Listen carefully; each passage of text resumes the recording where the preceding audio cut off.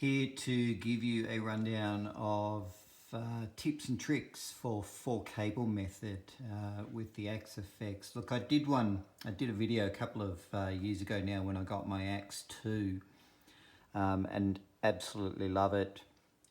Works really well. Love it, 4-cable method. Got lots of really good feedback, so thank you to everyone. So I'm going to update now for the Axe 3. So I've had it about a week now and playing around with it. And look, the basic concept is the same, but there are a couple of differences. So let's get right into it. We'll come to the settings on the Axe first. But firstly, I want to show you Axe Edit 3, just to give you a bit of a visual representation of what's going on here. Now on the Axe 2, we had out 1 and 2. We had a couple of XLR outs, but specifically we had some stuff labeled effects loops, specifically for 4-cable method.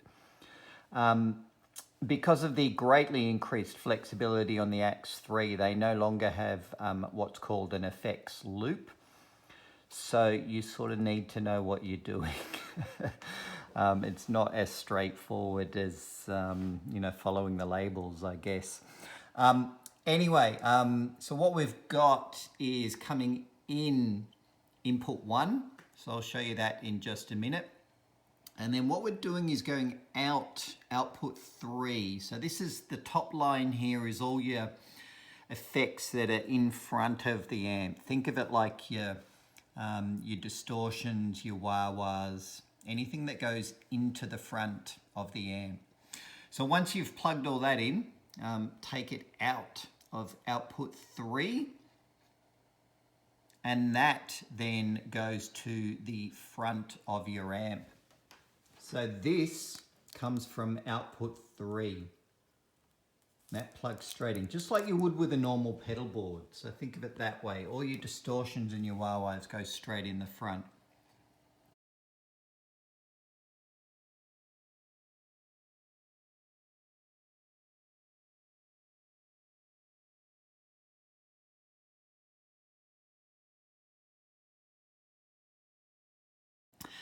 Then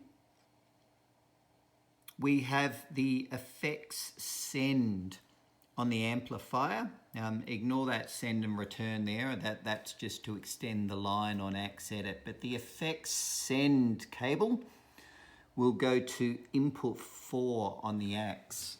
So if we can have a look down here. So that's the effects send cable. That's your effects loop going out there. And that gets plugged into input 4. And you can see that's where we've got all the time-based effects, so your delays and your reverbs. And then finally, output 4 goes back to the effects return on your amp or into a stereo power amp if you want to do a wet, dry, wet thing or anything else, or another amp. So yeah, that's it. Out of output 3, effects send from your amp goes to input 4.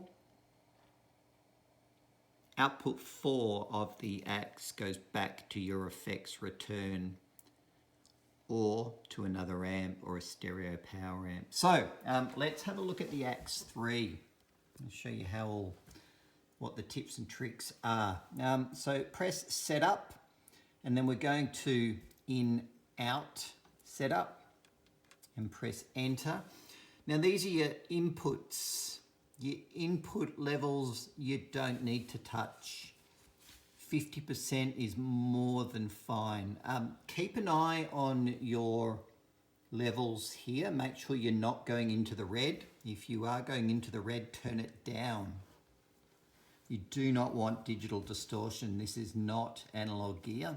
Can't stress that enough. All you need is a signal. And what I mean by that is literally that 30% is no different. It's no better than 50%.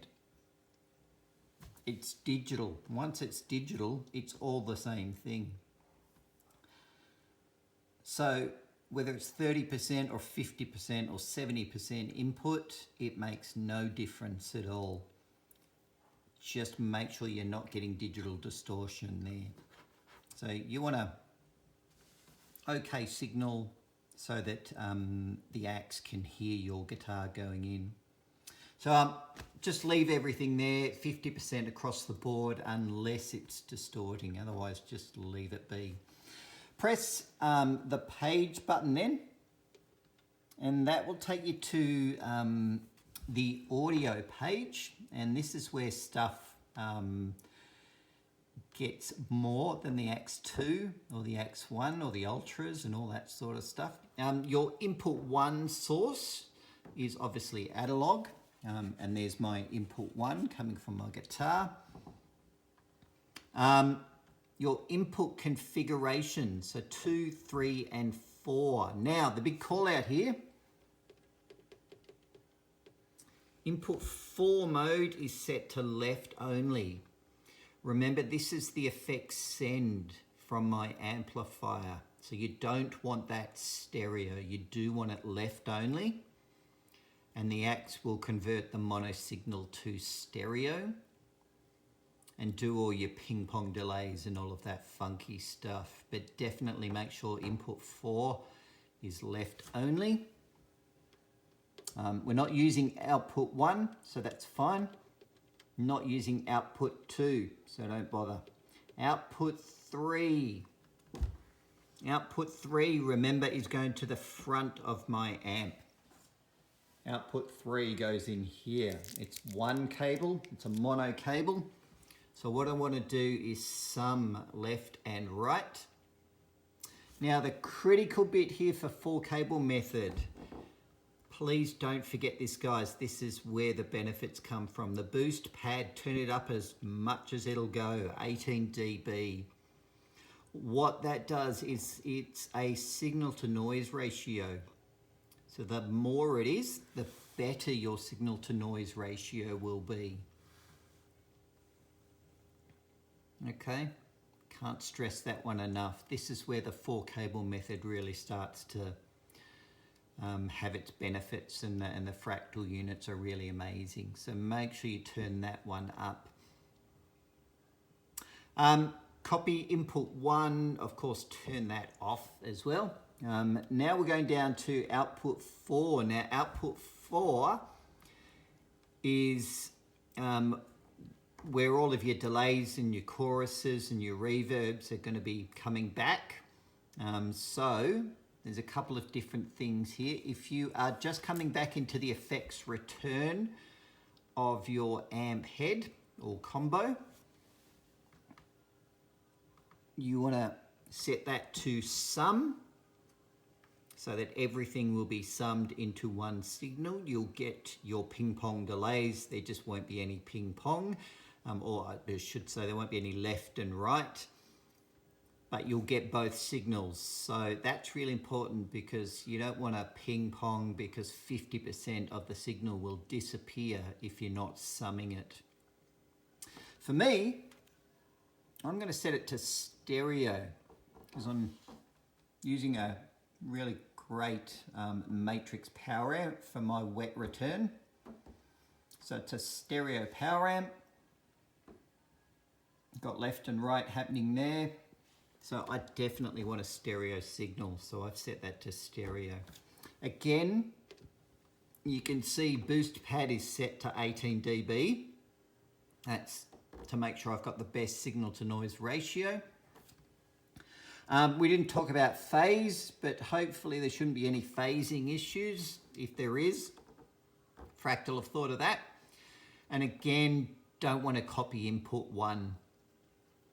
So turn that off. And it's as simple as that. Final point, your levels. Output 3 and output 4. Remember, we're using those two. I've got them cranked. The consistent advice from Fractal has always been to turn them right up. Turn them right up. Now, output 4 is back to my stereo power amp, so that's a nice one I can certainly play around with.